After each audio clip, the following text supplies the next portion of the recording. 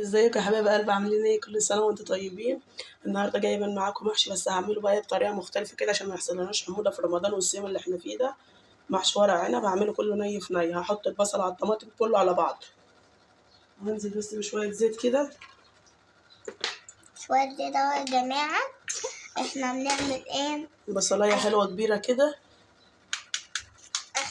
انا اللي شايلة العود من ايه يا حبايب قلبي. انا شايلة العود من من ورق العنب. شطوره سماح هي اللي رصت ورق العنب يا حبايبي. جبته يوم السوق وهي رصتهولي. خلوا ولادكم كده يساعدوكم في كل حاجه كده. عشان بساعد ماما الوحيدة احنا ومحمد بس. عمر خايف عشان هو مش بيساعد حد. يا حبايبي هننزل بالبصلة على الدقة بتاعتنا، على الطماطم بتاعتنا، ونسيبها بقى تستبك مع نفسها. ده اسمه محشي ني في ني، بيكون أحسن يا حبايبي، ما يحصلكوش حموضة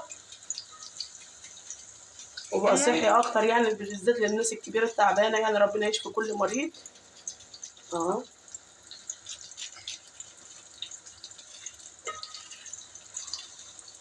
مع قناة ماما بقى ماشي. عشان يا ريت لو أول مرة تشوفوا مطبخ بسمة تشتركوا في القناة وتكتبوا لنا رأيكم في الكومنتات. اكتبوا لنا في الكومنتات وجربوا الوصفة هتعجبكم كتير والله يا حبايبي. اكتبوا في الكومنتات واحنا يعني هنقول لكم كل حاجة، بس اكتبوا لنا في الكومنتات وبعدين رد علينا على الواتس، وبعدين احنا هنقول لكم هنعمل لكم تورته اللي كنتوا عاوزينه وجاتوه وبلح وابو شيشات وكده، يعني اللي انتوا عاوزينه كله.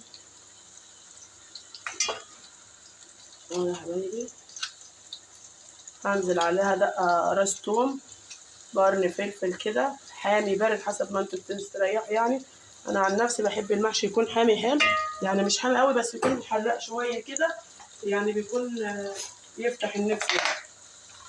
بصوا دي الدقه اللي انا دقاها، قرن فلفل براس توم اهي. هنزل بيها ونقلبها كلها كده الطماطم يسلق، وهننزل بالطماطم بتاعتنا. بصوا معانا شفشق طماطم كده يا حبايبي، كله على بعض اهو.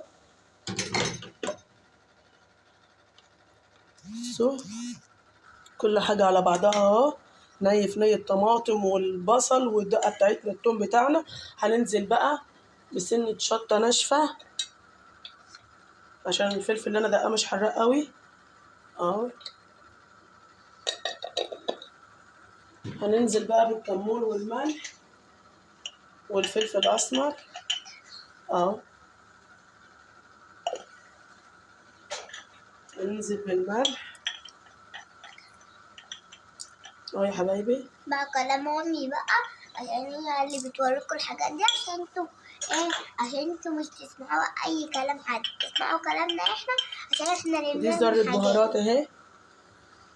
وانا الفلفل والله يا حبايبي خلص من عندي، والولاد نزلوا يشتروا لي من الدكان وجايين.